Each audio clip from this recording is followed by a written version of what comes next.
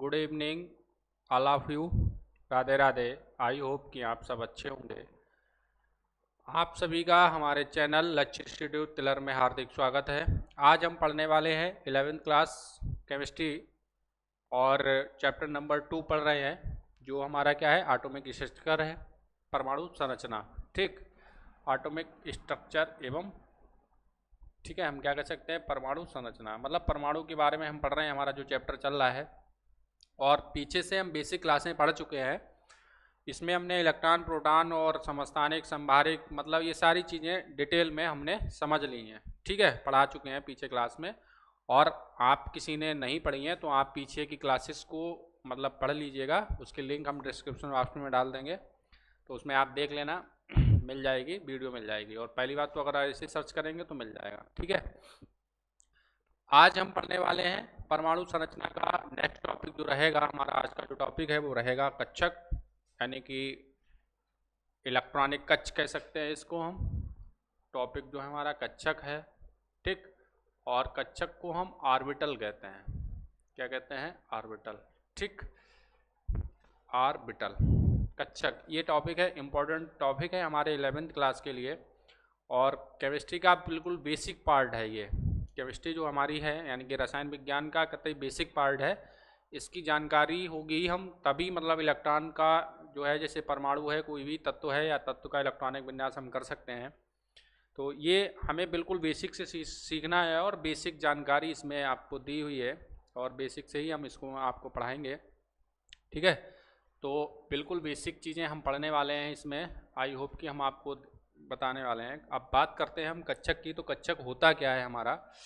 तो देखिए, हमारा क्या है, मतलब परमाणु होता है, कोई भी परमाणु है। तो परमाणु का ये क्या है, हमारा नाभिक है। परमाणु का नाभिक है और नाभिक के बाहर का ये विशाल क्षेत्र, नाभिक के बाहर का ये विशाल क्षेत्र है, मतलब बड़ा बड़ा क्षेत्र है नाभिक के चारों ओर। तो नाभिक के चारों ओर का वह क्षेत्र, मतलब ये नाभिक जो है, किसी परमाणु के नाभिक है, नाभिक के चारों ओर का वह क्षेत्र, मतलब ये नाभिक है, नाभिक के चारों ओर का ये जो गोला हमने देखा, मान लिया इतने इसका क्षेत्र है, विशाल क्षेत्र है। और आवाज़ आ रही है? ठीक है, तो ये विशाल क्षेत्र है और विशाल क्षेत्र में क्या करते हैं, इलेक्ट्रॉन जो होते हैं वो चक्कर लगाते हैं। तो किसी नाभिक के बाहर, मतलब कोई भी परमाणु है, किसी परमाणु के नाभिक के बाहर का वह विशाल क्षेत्र जिसमें इलेक्ट्रॉन उपस्थित रहता है, मतलब पाए जाने की संभावना अधिक होती है। कहने का मतलब इलेक्ट्रॉन यहाँ हो सकता है, इलेक्ट्रॉन यहाँ हो सकता है, इलेक्ट्रॉन यहाँ हो सकता है, इलेक्ट्रॉन यहाँ पे, मतलब इस क्षेत्र में इलेक्ट्रॉन कहीं पे भी हो सकता है। तो इसी क्षेत्र में इलेक्ट्रॉन पाए जाने की जो संभावना है, जहाँ पे इलेक्ट्रॉन उपस्थित होता है, पाए जाने की संभावना अधिक होती है, उसी को हम कक्षक कहते हैं, ऑर्बिटल कहते हैं। उसी को हम क्या कहेंगे, कक्षक कहते हैं, ऑर्बिटल कहते हैं। आई होप कि आपको ये बात समझ में आ रही होगी। ठीक, किसी परमाणु के नाभिक का वह विशाल क्षेत्र, या वह हम कह सकते हैं कि वह त्रिविम क्षेत्र। त्रिविम का मतलब होता है कि उसके चारों ओर का, ठीक है, चारों ओर का वह क्षेत्र जिसमें इलेक्ट्रॉन जो होता है उसके पाए जाने की संभावना होती है, कि पाए जाने की संभावना होती है या संभावना अधिक होती है, जहाँ पे इलेक्ट्रॉन वो पाया जाता है, तो उसी को हम कक्षक कहते हैं। क्या कहते हैं? कक्षक कहते हैं। अगर परिभाषा की हम बात करें तो परिभाषा हमारी होगी, किसी परमाणु के नाभिक का वह क्षेत्र, नाभिक के चारों ओर का वह क्षेत्र या वह त्रिविम क्षेत्र जिसमें इलेक्ट्रॉन के पाए जाने की संभावना अधिक होती है, कक्षक कहलाता है। क्या कहलाता है? कक्षक कहलाता है। यानी कि जहाँ पर इलेक्ट्रॉन जो होता है वो पाए जाते हैं, यानी कि संभावना अधिक होती है या पाए जाने की संभावना अधिक होती है, तो उसे हम कहते हैं कक्षक। क्या कहते हैं? कक्षक कहते हैं। अब कक्षक जो होता है वो आपके 4 प्रकार के होते हैं। कक्षक जो होते हैं वो कितने प्रकार के होते हैं? 4 प्रकार के होते हैं। एक हमारा कक्षक होता है, दूसरा कक्षक है, तीसरा कक्षक है और चौथा, मतलब 4 प्रकार के होते हैं। एक होता है हमारा एस कक्षक, क्या है? एस कक्षक है। दूसरा हमारा पी कक्षक है, ठीक। चौथा हमारा डी कक्षक है, क्या है? डी कक्षक है। और पांचवा हमारा जो है एफ कक्षक है, ठीक। क्या है? एफ कक्षक। मतलब ये 4 टाइप होते हैं यानी कि इसको हम s ऑर्बिटल कहते हैं, क्या कहते हैं, ऑर्बिटल कहते हैं। इसको हम p ऑर्बिटल कहते हैं, क्या कहते हैं, p ऑर्बिटल कहते हैं। ठीक, ये हमारा क्या है, d ऑर्बिटल है, क्या है, d ऑर्बिटल है। ठीक है, और ये हमारा f ऑर्बिटल है। ठीक, f ऑर्बिटल मतलब ये 4 प्रकार के हमारे कक्षक होते हैं।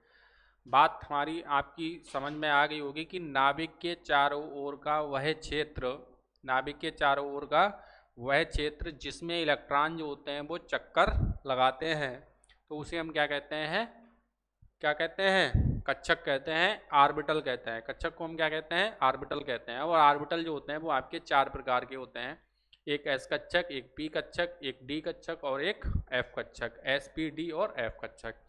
कक्षक की बात करें तो आपने एक नाम सुना होगा, जैसे हम सबसे पहले की बात करें कोश की, तो बात क्या करें, कोश की बात करें। ठीक है, एक होता है आपका उपकोश, क्या होता है, उपकोश, और एक होता है आपका कक्षक, क्या होता है, कक्षक। कोश को हम कहते हैं सेल, ठीक, उपकोश को हम कहते हैं सब सेल, ठीक, कक्षक को हम कहते हैं ऑर्बिटल, कक्षक को हम कहते हैं ऑर्बिटल। ठीक, तो आपने ये चीज़ें पढ़ी होंगी, कोश पढ़ा होगा, उपकोश पढ़ा होगा और एक मतलब हमारा सबसेल पढ़ा होगा, मतलब सबसेल। कोश को हम, कोश को सेल भी कहते हैं, ऊर्जा स्तर भी कहते हैं, क्या कहते हैं, ऊर्जा स्तर, ऊर्जा स्तर, या फिर हम कह सकते हैं मुख्य ऊर्जा स्तर, क्या कहते हैं, मुख्य ऊर्जा स्तर। ठीक, इसको उपकोश को हम सबसेल यानी कि उप ऊर्जा स्तर कहते हैं, कक्षक तो हमारा ऑर्बिटल है ही। तो कोश जो होता है जहाँ पर मतलब इलेक्ट्रॉन, ठीक, चक्कर लगाते हैं। इलेक्ट्रॉन जैसे क्या है, आपने पढ़ा होगा पीछे, हमने जो आपके परमाणु मॉडल पढ़ाए हैं, मान लिया आपका ये नाभिक है, ठीक, क्या है, नाभिक है, और नाभिक के चारों ओर जो होते हैं वो इलेक्ट्रॉन रहते हैं। ठीक, नाभिक के चारों ओर जो होते हैं वो इलेक्ट्रॉन रहते हैं। ठीक, बात समझ लीजिए, जैसे मान लिया ये हमारा क्या है, मान लिया नाभिक है, ठीक, और नाभिक के चारों ओर का ये क्षेत्र है जहाँ पे इलेक्ट्रॉन जो होते हैं वो ऐसे करके मतलब वृत्तीय कक्षाएं होती हैं। ठीक, क्या होती हैं, वृत्तीय कक्षाएं होती हैं, क्या होती हैं, वृत्तीय कक्षाएं होती हैं। ठीक, क्या होती हैं, वृत्तीय कक्षाएं, मतलब ये क्या है, आपके ऑर्बिटल हैं, कोश हैं, इनको हम क्या कहेंगे, कोश। ठीक, या फिर ऊर्जा स्तर कहते हैं, कोश कहते हैं या ऊर्जा स्तर, मुख्य ऊर्जा स्तर। ठीक, इनको एनर्जी लेवल कहते हैं। ठीक है, एनर्जी लेवल, मुख्य ऊर्जा स्तर, सेल या फिर एनर्जी लेवल कहते हैं। यहाँ पे इलेक्ट्रॉन जो होते हैं, आपने पढ़ा होगा कि नाभिक होता है, इस नाभिक के अंदर मतलब नाभिक के अंदर जो होते हैं वो आपके प्रोटॉन मिलते हैं प्लस न्यूट्रॉन मिलते हैं। ठीक, नाभिक के अंदर क्या पाए जाते हैं, प्रोटॉन पाए जाते हैं प्लस न्यूट्रॉन पाए जाते हैं। और नाभिक के बाहर मतलब ये जो वृत्तीय कक्षाएं हैं, इन वृत्तीय कक्षाओं में मतलब जगह जगह पर क्या होते हैं, इलेक्ट्रॉन जो होते हैं एक अपेक्षाकृत दूरी पर, इलेक्ट्रॉन जो होते हैं वो एक अपेक्षाकृत दूरी पर क्या करते हैं, इन्हीं वृत्तीय कक्षाओं में, ठीक, इन्हीं वृत्तीय कक्षाओं में गति करते रहते हैं। ठीक, गति करते हैं यानी कि वृत्तीय कक्षाएं हैं, क्या है, वृत्तीय कक्षाएं, और इन्हीं वृत्तीय कक्षाओं को हमने क्या कहा, कोश कहा या फिर मुख्य ऊर्जा स्तर कहा। तो इलेक्ट्रॉन जो होते हैं वो नाभिक के चारों ओर रहते हैं, कहाँ रहते हैं, नाभिक के चारों ओर एक विशाल क्षेत्र होता है, उस विशाल क्षेत्र में इलेक्ट्रॉन जो होते हैं वो रहते हैं, और जिसमें वो गति करते हैं मतलब जिस स्तर में वो गति करते हैं उसी को हम क्या कहते हैं, कोश कहते हैं, ऊर्जा स्तर कहते हैं या मुख्य ऊर्जा के स्तर कहते हैं। कोश को हम सेल कहते हैं और ऊर्जा स्तर को हम कहते हैं एनर्जी लेवल, क्या कहते हैं, एनर्जी लेवल कहते हैं। तो ये हमारा क्या होता है, कोश होता है या फिर मुख्य ऊर्जा स्तर होता है, एनर्जी लेवल कहते हैं इसे। तो ये जो है यहाँ पे नाभिक का, ये नाभिक हो गया, नाभिक के बाहर का ये क्षेत्र हो गया, ठीक है, सरफेस एरिया जो होती है मतलब इसी में रहते हैं। ठीक है, तो इसी में क्या करते हैं, ये इलेक्ट्रॉन लगातार चक्कर लगाते रहते हैं, तो इन्हीं को हम सेल कहते हैं। ये हो गए सेल। अब सेल में ही आपके पाए जाते हैं सबसेल। सबसेल का मतलब क्या है कि जहाँ पे इलेक्ट्रॉन उपस्थित होते हैं, ठीक है, मतलब उपस्थित, इतना बड़ा कोश है ये, कोश में तो कहीं भी इलेक्ट्रॉन उपस्थित है, लेकिन जहाँ पर इलेक्ट्रॉन रहते हैं मतलब या ऐसे ऐसे करके SPDF ऐसे करके इलेक्ट्रॉन बने होते हैं, तो इन्हीं के अंदर आपके सबसेल पाए जाते हैं। और सबसेल जो होते हैं वो आपके कोश जो होते हैं, कोश को आपने देखा होगा हम काय से प्रेजेंट करते हैं, KLMNOPQ, इनसे हम प्रेजेंट करते हैं। ठीक, या अगर हम नंबरिंग की बात करें तो 1 2 3 4 5 6 7, ठीक। या तो हम नंबर की अगर हम बात करें तो कोस को जो होता है या तो हम K L M N O P Q इससे प्रदर्शित करते हैं, ठीक है, K L M N O P Q, ठीक, तो इससे प्रदर्शित करते हैं। या संख्याओं की बात करें तो 1 2 3 4 5 6 7 इनसे प्रदर्शित करते हैं, ठीक। अब इनकी संख्या जो होती है वो 7 होती है। कोष की संख्या की अगर हम बात करें तो कोष की जो संख्या होगी वो कितनी होगी, 7 होगी। और 7 होती है, क्यों होती है, क्योंकि हमारी जो आवर्त सारणी है, आवर्त सारणी यानी कि जो पीरियोडिक टेबल है, उस पीरियोडिक टेबल में आवर्तों की संख्या 7 है। कितनी है, आवर्तों की संख्या 7 है। यानी कि हमारी आवर्त सारणी है, जो आवर्त सारणी में हमारे जो आवर्त हैं, आवर्त सारणी में जो आवर्त हैं वो कितने हैं, 7 हैं। और आवर्त सारणी में जब आवर्त हमारे 7 हैं, क्या है, 7 हैं, इस कारण कोष भी कितने होते हैं, हमारे 7 होते हैं। कितने होते हैं, 7 कोष होते हैं। और 7 कोष हो गए, मतलब अगर हम संख्याओं की बात करें तो 1 2 3 4 से प्रदर्शित करेंगे। और अगर हम अंग्रेजी वर्णमाला के क्रम में चलें तो हमारी अंग्रेजी वर्णमाला के बड़े अक्षरों में यानी कि कैपिटल लेटर में हम इनको K L M N O P Q से प्रदर्शित करते हैं। तो ये हमारे हो गए कोष, ठीक। तो कोष जो हैं इन्हें होते हैं, अब इन्हीं के अंदर पाए जाते हैं सबके सब, मतलब सब सेल यानी कि उपकोष इनको हम कहते हैं, या फिर इनको हम कहते हैं सब एनर्जी लेवल, ठीक है। मुख्य ऊर्जा स्तर तो ये हो गया, और होता है ऊर्जा स्तर, ठीक है। उप ऊर्जा स्तर, उप ऊर्जा स्तर का मतलब होता है सब एनर्जी लेवल, इसको हम कहते हैं। तो ये जो होते हैं वो आपके 4 प्रकार के होते हैं। कितने प्रकार के होते हैं, 4 प्रकार के, एक एस पी डी और एफ, ठीक। ये आपके हो गए उपकोष, क्या हो गए, उपकोष, ठीक। यहाँ पे कन्फ्यूजन की बात ये रहेगी कि उपकोष भी आपके 4 होते हैं, जो आपके एस पी डी एफ होते हैं। और कक्षक भी अभी हमने आपको बताया है कि 4 होते हैं, एस पी डी और एफ होते हैं। तो एक कक्षक भी होते हैं और ये उपकोष भी होते हैं। कक्षक को भी एस पी डी और एफ मतलब इनसे प्रदर्शित करते हैं, ठीक। और उपकोष भी आपके 4 होते हैं। अब वो होंगे कैसे, वो हम आपको बता दें। तो पहला कोष जो होता है, पहला कोष के वाला जो है, इसमें आपका एक उपकोष होता है। क्या उपकोष होता है, एक एस उपकोष होता है। क्या होता है, एक एस उपकोष होता है। जो एल वाला है इसमें 2 उपकोष होते हैं, एक एस होता है और एक पी होता है। तीसरा वाला जो है वो आपका इसमें एस पी और डी उपकोष होता है।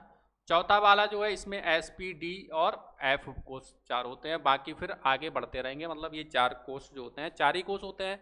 तो इन सभी में ये चारों पाए जाते हैं, ठीक, चारों पाए जाते हैं। इनमें इलेक्ट्रॉन अगर भरेंगे तो हम इलेक्ट्रॉन की भरने की बारी जो आती है वो हम आपको आगे क्लास में बताएंगे, मतलब रहेगी वो लंबी, थोड़ी लंबी बात है। इसी के अकॉर्डिंग, मतलब ये जो कोष होते हैं, उपकोष होते हैं और कक्षक होते हैं, इन्हीं के अकॉर्डिंग हम इलेक्ट्रॉन को फिल करते हैं। इलेक्ट्रॉन को फिल करते हैं मतलब इलेक्ट्रॉनिक विन्यास करते हैं, वो इन्हीं के अकॉर्डिंग होगा। तो इस चीज़ की जानकारी ले लीजिएगा, बिल्कुल बेसिक है, मैं आपको बिल्कुल 0 लेवल से पढ़ा रहा हूँ। तो इस चीज़ को हम पीछे पढ़ा चुके हैं फिलहाल। तो अभी इसके बाद मतलब आज की जो क्लास रहेगी वो हमारी कक्षक की रहेगी, इस टॉपिक की रहेगी। और इस टॉपिक को आप बहुत बेहतरीन तरीके से समझ लीजिएगा। इसके बाद का जो हमारा टॉपिक आएगा, एक टॉपिक हमारा है मुख्य क्वांटम संख्या। क्या है, मुख्य क्वांटम संख्या या मुख्य क्वांटम संख्या। ये टॉपिक जो है हमारा बहुत ही अच्छा टॉपिक है, मुख्य क्वांटम संख्याएं। मतलब आज की क्लास के बाद ये हो सकता है कि मैं आपको कल की क्लास में पढ़ा दूं। अगर ये आज हो जाएगा तो कल की क्लास में पढ़ा जाने को मिल जाएगा, वरना परसों की क्लास में आपको मिल जाएगा। तो ये टॉपिक जो है आप पढ़ना ना भूलें, ये टॉपिक बहुत ही इंपॉर्टेंट है। अगर आपको वाकई में इलेक्ट्रॉनिक विन्यास सीखना है या कोष, उपकोष और कक्षक के बारे में सीखना है तो आप इनका मतलब इस टॉपिक को जरूर पढ़ लें। इसमें आपको सारी चीज़ें इन्फॉर्मेशन मिल जाएगी बिल्कुल 0 लेवल से, ठीक है। तो ये टॉपिक हमारे लिए बहुत इंपॉर्टेंट है। और कक्षक की बात करें तो कक्षक तो आज हम समझ ही जाएंगे क्योंकि उसी के बारे में हम पढ़ रहे हैं। तो कक्षक जो होता है वो कोष भी होते हैं। अब ऐसे हमने बताया के कोष है, उसमें एक एस उपकोष होता है।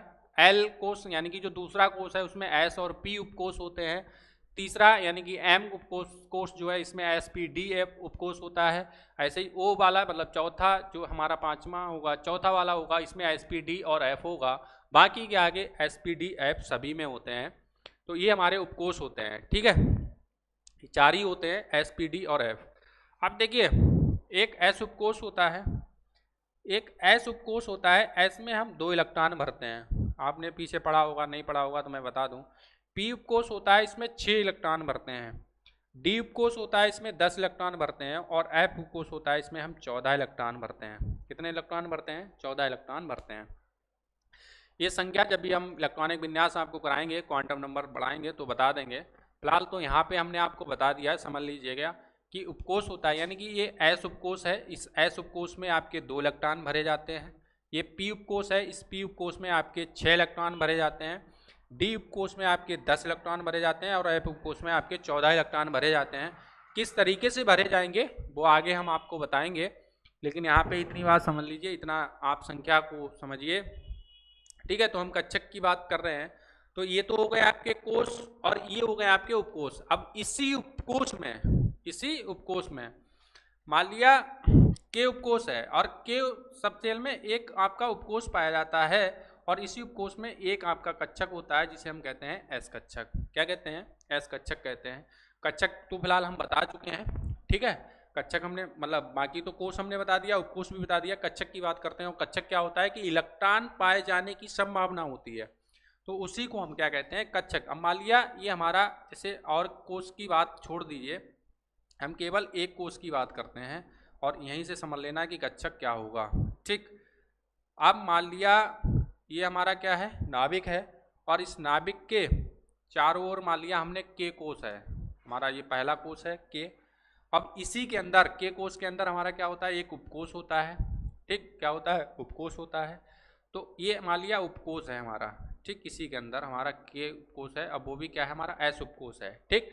अब इस एस उपकोष के अंदर, इस एस उपकोष में जहां पर इलेक्ट्रॉन पाए जाने की संभावना अधिक होगी, यानी कि जहां इलेक्ट्रॉन पाया जाएगा, मतलब यहाँ पे मान लिया इलेक्ट्रॉन पाएगा तो ये क्या हो जाएगा? आपका कक्षक हो जाएगा।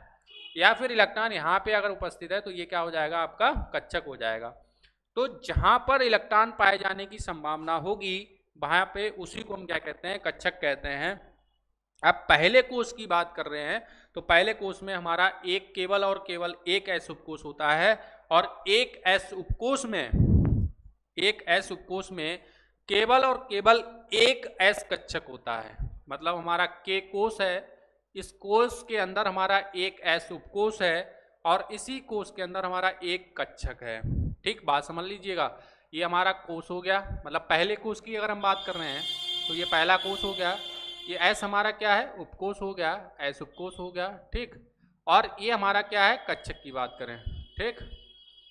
तो के हमारा मतलब पहले कोष में हमारा के कोष है, पहले कोष में हमारे की बात करें वो के कोष हो गया, ठीक है। के कोष के अंदर एक उपकोष होता है और एक उपकोष के अंदर एक एस कक्षक होता है, ठीक है। बात समझ लीजिएगा। यहाँ पे हमने आपको बताया कि एस में हम केवल 2 इलेक्ट्रॉन भरते हैं, तो 2 इलेक्ट्रॉन भरने का मतलब ये हुआ कि इसके अंदर केवल और केवल एक एस कक्षक होता है, ठीक है। तो एस ऑर्बिटल मतलब एस उपकोष के अंदर केवल और केवल एक एस कक्षक होता है, तो इसी कक्षक में हम केवल 2 इलेक्ट्रॉन भरे जाते हैं, ठीक है। अब बात समझ लीजिएगा, बाकी आगे हम कक्षक बताएंगे। अब ये हो गई कक्षक की बात। कक्षक क्या हो गए? मतलब कोष के अंदर उपकोष, उपकोष के अंदर कक्षक होते हैं जहां पर इलेक्ट्रॉन पाए जाते हैं, और पहले कोष में ये हो गए, ठीक है। अब ऐसे ही अगर हम दूसरे कोष की बात करें, दूसरा हमारा क्या है? एल कोष है। क्या है हमारा? एल कोष, ठीक। चाहे एल से प्रदर्शित कर लो, चाहे दूसरे 2 से प्रदर्शित कर लो। इस एल के अंदर एक तो हमारा एस कक्षक पाया जाता, एस उपकोष पाया जाता है, और दूसरा हमारा एस पी कक्षक, पी मतलब पाया जाता है। ये 2 उपकोष पाए जाते हैं। क्या पाए जाते हैं? 2 उपकोष पाए जाते हैं। अब एस उपकोष जो है, एस उपकोष के अंदर तो एक ही कक्षक होता है, केवल और केवल एस। और पी जो उपकोष है, इस पी उपकोष के अंदर 3 पी कक्षक होते हैं। कक्षक को हम आपको ऐसे बता दें, कक्षक को हम डिनोट करते हैं इस तरीके से, ठीक। क्या करते हैं? इस तरीके से डिनोट करते हैं। तो कक्षक जो होगा वो इस तरीके से मान लीजिए। तो कक्षक इसके अंदर कितने होते हैं? 3 होते हैं। मतलब पी कक्षक, पी उपकोष जो है वो आपके 3 पी कक्षकों से मिलकर बना होता है, मतलब उसके अंदर 3 पी कक्षक होते हैं, ठीक। तो 3 ऑर्बिटल हो जाएंगे। अब हम क्या करते हैं? एक कक्षक में केवल 2 इलेक्ट्रॉन भरते हैं। मान लिया यहाँ पे हम 2 भरेंगे, यहाँ पे 2 भरेंगे और यहाँ पे हम 2 भरेंगे, तो टोटल कितने हो जाएंगे? 6। तो यहाँ पे केवल एक एस कक्षक था, तो एक कक्षक में हम केवल 2 ही इलेक्ट्रॉन भरते हैं। अब पी में 3 कक्षक हैं तो 6 इलेक्ट्रॉन भरेंगे, इसीलिए आपको एस में एक ऑर्बिटल है तो 2 इलेक्ट्रॉन, पी है 6 इलेक्ट्रॉन। आगे की बात है हम आपको बताएंगे। इतनी बात आई होप कि आपको ये बात समझ में आ गई होगी क्या होता है कि एक एस कक्षक जो होता है, ठीक, उसमें केवल और केवल दो, एस कक्षक की बात नहीं, मतलब कोई भी कक्षक हो, तो कक्षक में एक ऑर्बिटल के अंदर हम केवल अधिकतम 2 ही इलेक्ट्रॉन भरते हैं, और वो भी होते हैं आपके विपरीत चक्रण के।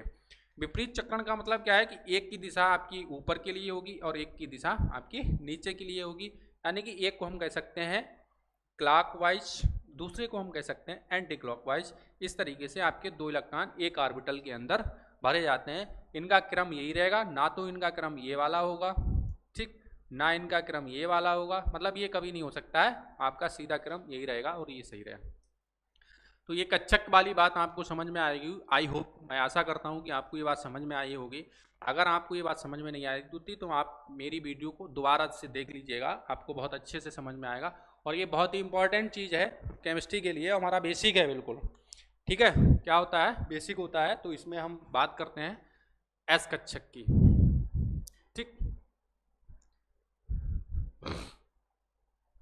तो समझिएगा एक एस कक्षक हमारा क्या होता है।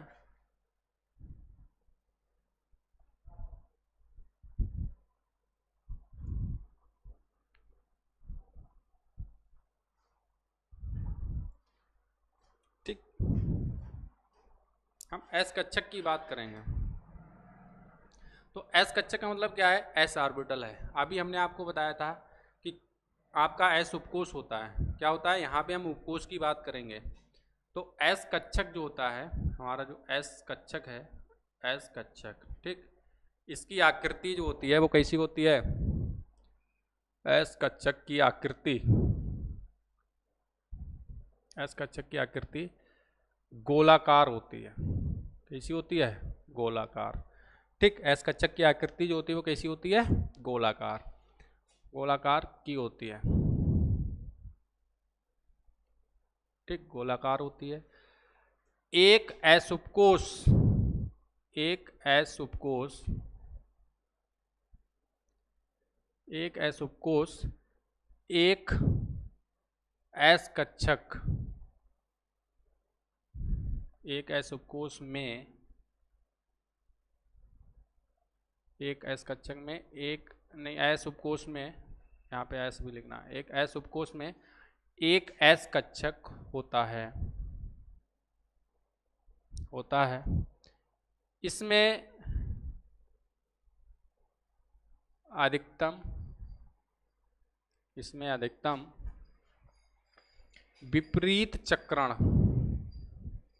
इसमें अधिकतम विपरीत चक्रण के 2 इलेक्ट्रॉन, मतलब विपरीत चक्रण के 2 इलेक्ट्रॉन रह सकते हैं, विपरीत चक्रण के 2 इलेक्ट्रॉन। इसमें अधिकतम विपरीत चक्रण के 2 इलेक्ट्रॉन रह सकते हैं। विपरीत चक्रण का मतलब ये हुआ है कि यहाँ पे, विपरीत चक्रण का मतलब यहाँ से ये है कि अभी हमने आपको बताया था क्लॉकवाइज और एंटी क्लॉकवाइज, क्लॉकवाइज और एंटी क्लॉकवाइज। अब चक्रण जो होता है, मतलब कक्षक की अगर हम बात करें तो कक्षक को हम इस टाइप से प्रदर्शित करते हैं, ठीक, आयत के आकार की, ठीक है।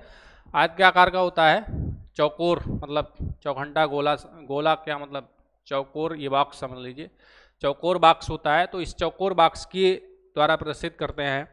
तो एक एस उपकोष जो होता है वो एक एस कक्षक से मिलकर बना होता है, यानी कि इसकी आकृति की अगर हम बात करें तो इसकी आकृति जो होती है वो कैसी होती है, गोलाकार होती है।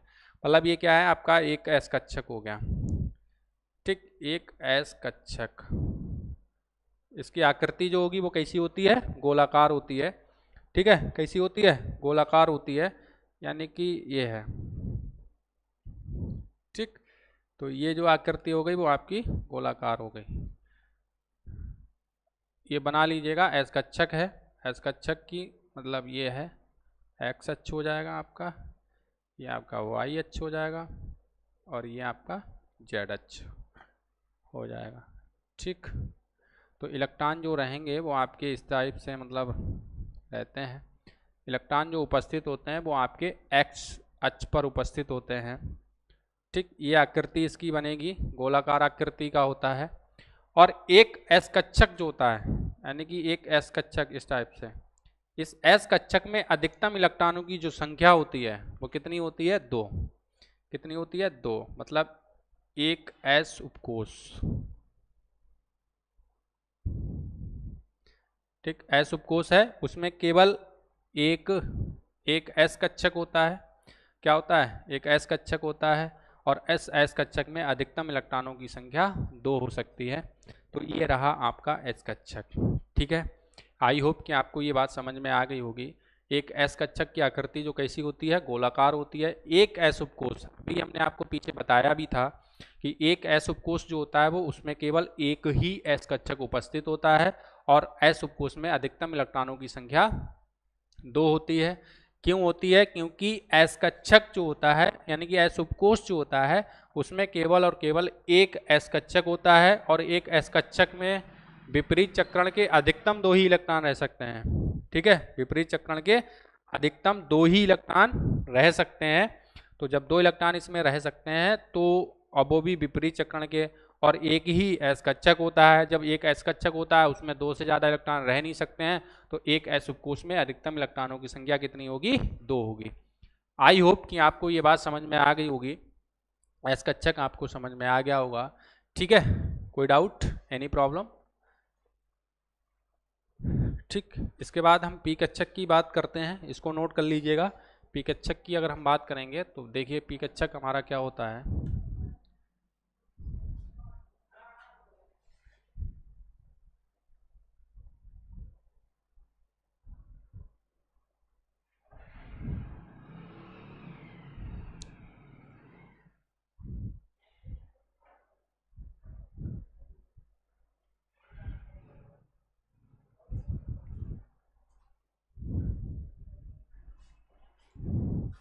ठीक, एक पी कक्षक की अगर हम बात करें तो पी कक्षक जो होता है हमारा क्या होता है, इसकी आकृति जो होती है वो हमारी कैसी होती है? डंबल के आकार की होती है।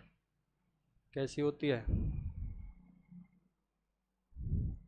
बेल, डंबल के आकार की होती है। ठीक, डंबल के आकार की पी कक्षक की जो आकृति होती है वो कैसे होती है? डंबल के आकार की, जैसा डंबल होता है। ठीक, डंबल के आकार की मतलब इस टाइप से हम बनाते हैं। ठीक, तो ये डंबल जो होता है वो इस टाइप से होता है हमारा पी कक्षक। और एक जो पी कक्षक है, एक जो पी कक्षक है, यानी कि पी उपकोष, अगर हम पी उपकोष की बात करें तो सेम वैसे ही आपको लिखना है। तो एक पी उपकोष, इसमें आपको लिखना है पी कक्षक की आकृति। ठीक है, पी ऑर्बिटल कह सकते हैं, पी कक्षक कह सकते हैं। तो पी कक्षक की आकृति डंबल के आकार की होती है। किसके आकार की होती है?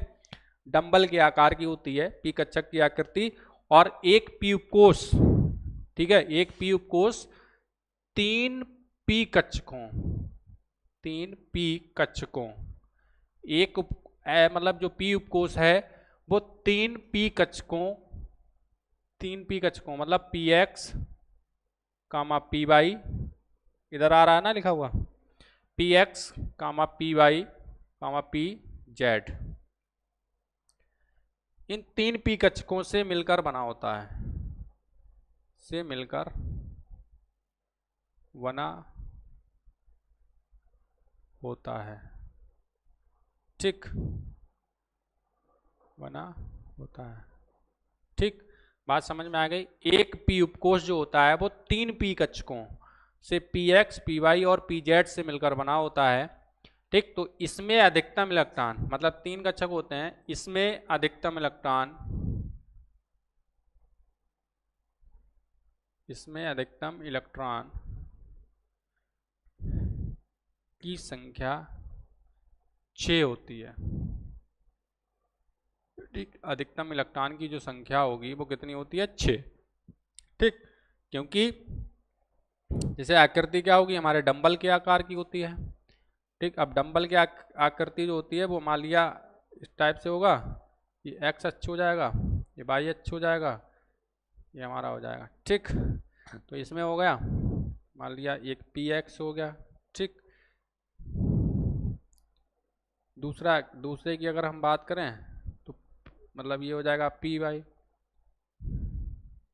इसमें ये वाई जो है ऊपर आ जाएगा, एक्स ये हो जाएगा, जेड ये हो जाएगा। ठीक, तो इसमें आकृति हो जाएगी, ये इलेक्ट्रॉन पाए जाने की संभावना बढ़ जाएगी। ठीक, एक पी कक्षक जो होता है जेड आकृति होती है, तो यहाँ पे हम क्या कर लेंगे? जेड ले लेंगे।